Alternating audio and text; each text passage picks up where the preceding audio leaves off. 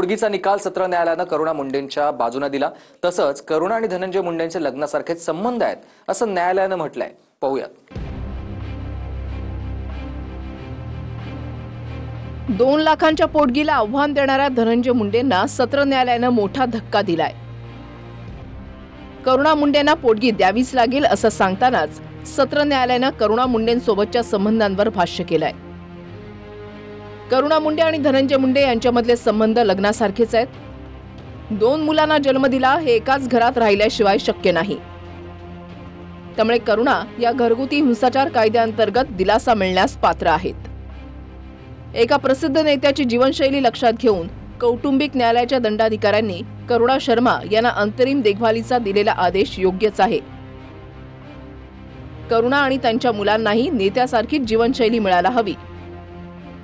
करुणा मुंडेंनी धनंजय मुंडेंचं सादर केलेलं मृत्यूपत्र आणि स्वीकृतीपत्र सद्यस्थितीमध्ये ग्राह्य धरण्यासारखं आहे।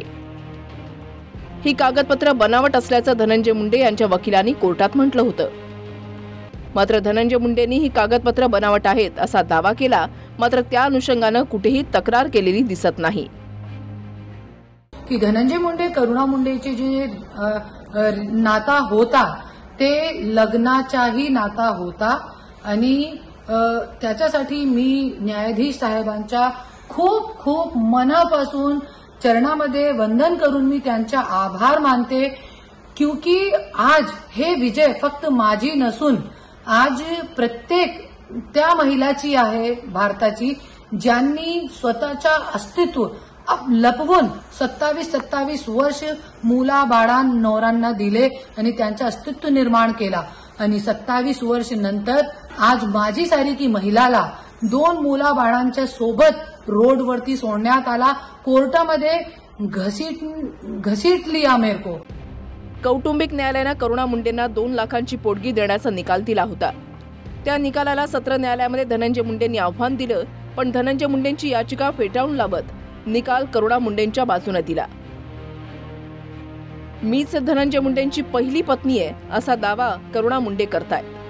पत्नी संदर्भातली याचिका वेगळी आहे।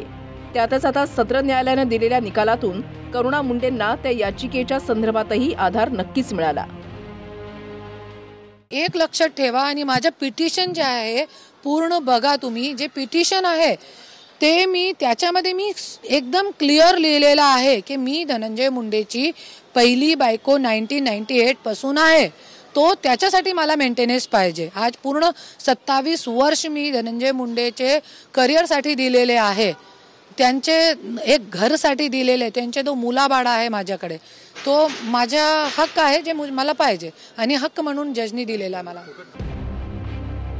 कृष्णा सोनरवाडकर, TV9 मराठी, मुंबई।